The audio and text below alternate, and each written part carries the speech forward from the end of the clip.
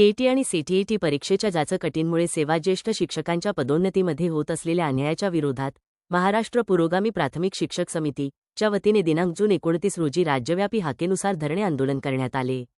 हे आंदोलन धुळे शहरातील क्युमाईन क्लब समोर शांततेत पार पडले। शासनाने 14 जून 2026 रोजी काढलेल्या परिपत्रकामुळे शिक्षकांमध्ये संभ्रम आणि दुफळी निर्माण झाली असून याचा मोठा फटका जुन्या सेवाज्येष्ठ शिक्षकांना बसत असल्याचे मत समितीचे जिल्हाध्यक्ष भूपेश वाघ यांनी व्यक्त केले।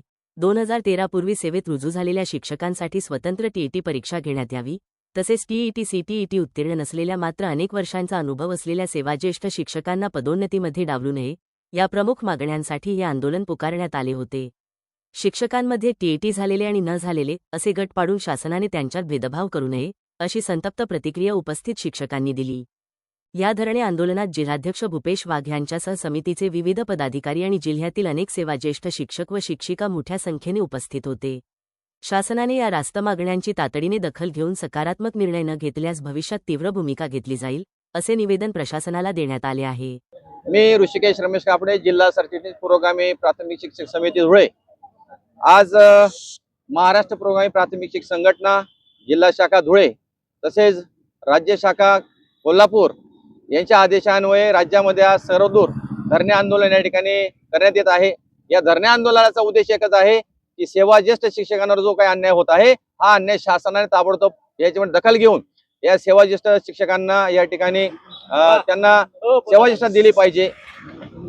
राज्य शासनाने सप्टेंबर 25 ला जो निर्णय काढला त्यामध्ये सगळ्यांना टीईटी बंधनकारक आहे असा आदेश काढण्यात आला होता आणि त्या आदेशाचं पालन करून सर्व शिक्षकांनी या ठिकाणी टीईटी परीक्षा असेल, सीटेट परीक्षा असेल पास झालेले आहेत। परंतु यात अजून देखील 14 तारखेला जो जीआर आलेला आहे 14 जून 2026 चा, यामध्ये संभ्रम निर्माण करणारी अवस्था शिक्षकांनी निर्माण करून ठेवली आणि या निर्णयामध्ये शिक्षकांमध्ये दुफळी निर्माण झालेली असं या ठिकाणी दिसून येतं। यामध्ये मध्यवर्ती शिक्षक संघटना आणि या ठिकाणी सर्वांचा समन्वय साधून आज हे धरणे आंदोलन चालू होत आहे।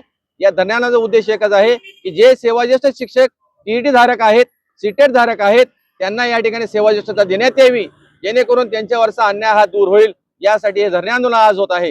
या धरणे आंदोलनासाठी आज धुळे जिल्हा शाखेच्या वतीने आदरणीय जिल्हाध्यक्ष भूपेशजी वाघ सर, समन्वय समितीचे जिल्हा सरचिटणीस सत्यसा सर, यानंतर संघाचे सरचिटणीस आमचे शरद पाटील सर, राज्याध्यक्ष पदवीधर शिक्षक संघटनेचे ऐराव सर, त्यानंतर शिक्षक संघाचे जिल्हाध्यक्ष बाळासाहेब बोरसे सर, सर्व संघटनांचे पदाधिकारी या ठिकाणी आवर्जून उपस्थित झाले। सर्वांची एकच अर्थ आहे की आमच्या सर्व सेवाज्येष्ठ शिक्षकांना हा अन्याय होत येता कामा नये आणि सेवाज्येष्ठ शिक्षकांना या ठिकाणी सेवाज्येष्ठता देण्यात यावी, यासाठी आजचं धरणे आंदोलन आम्ही करत आहोत। तरी शासनाने ही अर्थ हाक राखून या ठिकाणी कालच एक परिपत्रक पारित केलेलं आहे की याच्यावरची स्थगिती आणण्यात आलेली आहे आणि निश्चितच सकारात्मक निर्णय शासन या ठिकाणी घेईल अशी आशा व्यक्त करतो। धन्यवाद।